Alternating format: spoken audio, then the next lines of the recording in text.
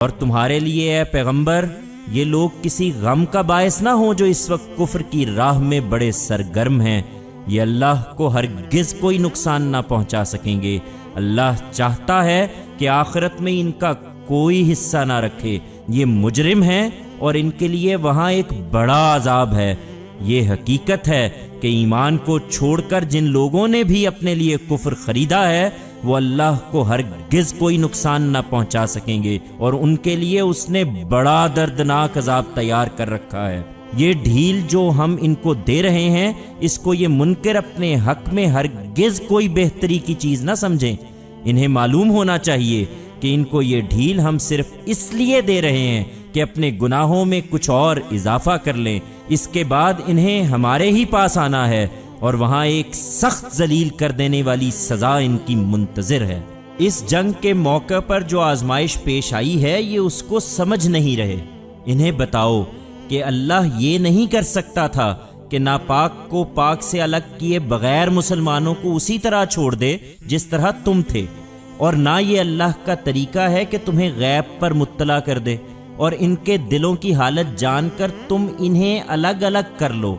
بلکہ اللہ کا طریقہ یہ ہے کہ اس کے لیے وہ اپنے رسولوں میں سے جس کو چاہتا ہے منتخب کر لیتا ہے، پھر ان کی جد و جہد میں ایسی آزمائش برپا کرتا ہے کہ کھوٹے اور کھرے سب ایک دوسرے سے الگ ہو جاتے ہیں۔ اس لیے اللہ اور اس کے رسولوں پر ایمان رکھو اور جان لو کہ اگر تم ایمان اور تقوی اختیار کرو گے تو تمہارے لیے بہت بڑا اجر ہے۔ اور ان میں سے جو لوگ ان چیزوں میں بخل کرتے ہیں جو اللہ ہی نے اپنے فضل سے انہیں عطا فرمائی ہیں، وہ ہرگز یہ خیال نہ کریں کہ یہ ان کے لیے بہتر ہے، نہیں، یہ ان کے حق میں بہت برا ہے۔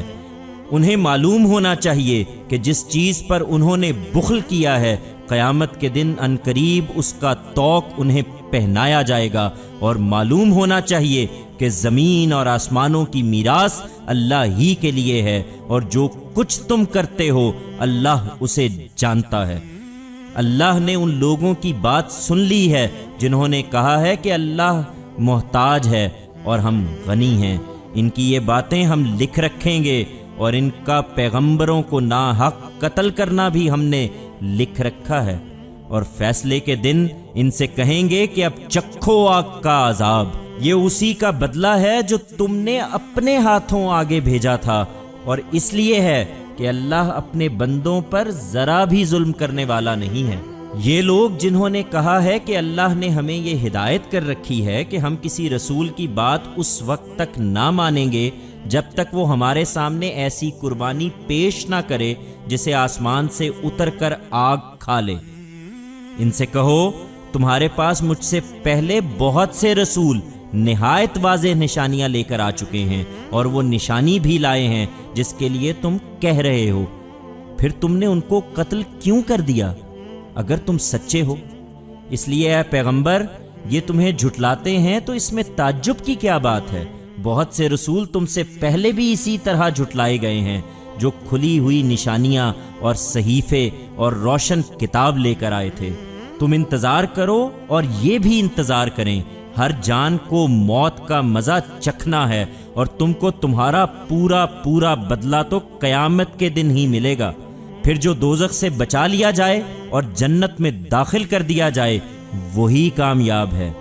اور یہ دنیا کی زندگی تو محض دھوکے کا سودا ہے۔ ایمان والو، تمہارے جان و مال میں تمہاری آزمائش تو ہر حال میں ہونی ہے، اور ان لوگوں کی طرف سے جنہیں تم سے پہلے کتاب دی گئی اور ان لوگوں کی طرف سے جنہوں نے شرک کیا ہے تمہیں بہت سی تکلیف دہ باتیں بھی سننا پڑیں گی۔ البتہ اگر تم ثابت قدم رہے اور تم نے تقوی اختیار کیے رکھا تو خدا تمہاری مدد کرے گا، اس لیے کہ یہی وہ کام ہیں جو اس کے لیے ضروری قرار دیے گئے ہیں۔ اور ان لوگوں کو جنہیں کتاب دی گئی ان کا وہ عہد بھی یاد دلاؤ جو اللہ نے ان سے لیا تھا کہ تم لوگوں کے سامنے اس کتاب کو لازماً بیان کرو گے اور اسے ہرگز نہ چھپاؤ گے۔ پھر انہوں نے اسے پسے پشت ڈال دیا اور اس کے بدلے میں بہت تھوڑی قیمت لے لی، سو کیا ہی بری ہے وہ چیز جسے یہ خرید لائے ہیں۔ تم ان لوگوں کو ہرگز عذاب سے بری نہ سمجھو جو اپنے ان کرتوتوں پر مگن ہیں اور ایسے کاموں پر اپنی تعریف چاہتے ہیں جو انہوں نے کیے نہیں ہیں۔ بلکہ ان کے لیے ایک دردناک سزا تیار ہے۔ وہ اس سے بھاگ کر کہیں جا نہیں سکتے، اس لیے کہ زمین اور آسمانوں کی بادشاہی اللہ ہی کے لیے ہے، اور اللہ ہر چیز پر قدرت رکھتا ہے۔ یہ عقل کے اندھے ہیں، اس لیے پیغمبر پر ایمان کے لیے نشانی مانگتے ہیں، ورنہ حقیقت یہ ہے کہ زمین اور آسمانوں کے بنانے میں اور دن اور رات کے باری باری آنے میں ان لوگوں کے لیے بہت سی نشانیاں ہیں جو بصیرت والے ہیں۔ ان کے لیے جو کھڑے اور بیٹھے اور اپنے پہلوؤں پر لیٹے ہوئے ہر حال میں خدا کو یاد کرتے اور زمین اور آسمانوں کی خلقت میں غور کرتے رہتے ہیں۔ ان کی دعا یہ ہوتی ہے کہ پروردگار، تو نے یہ سب بے مقصد نہیں بنایا ہے، تو اس سے پاک ہے کہ مقصد کے بغیر کوئی کام کرے، سو ہم کو دوزخ کے عذاب سے بچا لے۔ پروردگار، تو نے جسے دوزخ میں ڈالا اسے در حقیقت بڑی رسوائی میں ڈال دیا، اور وہ ایسی جگہ ہے کہ ظالموں کا وہاں کوئی مددگار نہ ہوگا۔ پروردگار، ہم نے ایک پکارنے والے کو سنا جو ایمان کی طرف بلاتا تھا کہ لوگو اپنے پروردگار کو مانو، تو ہم نے مان لیا۔ اب تو ہمارے گناہوں کو بخش دے، اے مالک، ہماری برائیوں کو ہم سے دور کر دے اور ہمیں اپنے وفادار بندوں کے ساتھ موت دے۔ پروردگار، اپنے رسولوں کی زبان سے جو وعدے تو نے ہم سے کیے ہیں وہ ہمارے لیے پورے کر دے، اور قیامت کے دن ہمیں رسوا نہ کر، بے شک تو اپنے وعدے کے خلاف کرنے والا نہیں ہے۔ سو ان کے پروردگار نے ان کی یہ دعا اس طرح قبول فرمائی کہ مرد ہو یا عورت، میں تم میں سے کسی عمل کرنے والے کا کوئی عمل ضائع نہ کروں گا۔ تم سب آپس میں ایک ہی ہو، لہٰذا جنہوں نے ہجرت کی ہے اور جو اپنے گھروں سے نکالے گئے ہیں اور میری راہ میں ستائے گئے اور میرے لیے لڑے اور مارے گئے ہیں، ان کے گناہ میں ان سے دور کر دوں گا، اور ان کو ضرور ایسے باغوں میں داخل کروں گا جن کے نیچے نہریں بہتی ہوں گی۔ یہ اللہ کے ہاں سے ان کی جزا ہے، اور بہترین جزا تو اللہ ہی کے پاس ہے۔ اس ملک کے شہروں میں منکروں کی یہ چلت پھرت تمہیں کسی مغالطے میں نہ ڈالے اے پیغمبر۔ یہ تھوڑا سا لطف ہے، پھر ان کا ٹھکانہ جہنم ہے، اور وہ کیا ہی بری جگہ ہے۔ اس کے برخلاف جو لوگ اپنے پروردگار سے ڈرتے رہے، ان کے لیے ایسے باغ ہیں جن کے نیچے نہریں بہتی ہوں گی، وہ ان میں ہمیشہ رہیں گے۔ یہ اللہ کے ہاں سے ان کے لیے پہلی مہمانی ہے، اور جو کچھ اللہ کے پاس ہے اس کے وفادار بندوں کے لیے وہ کہیں بہتر ہے۔ ان وفادار بندوں سے اہل کتاب بھی خالی نہیں ہیں۔ یہ حقیقت ہے کہ ان اہل کتاب میں ایسے بھی ہیں جو خدا پر سچا ایمان رکھتے ہیں، اس کتاب پر ایمان رکھتے ہیں جو تمہاری طرف نازل کی گئی ہے، اور اس پر بھی جو اس سے پہلے ان کی طرف نازل کی گئی تھی، اللہ سے ڈرتے ہوئے۔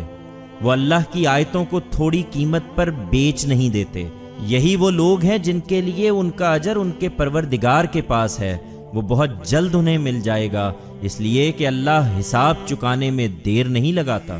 ایمان والو، آخری فتح تمہاری ہوگی،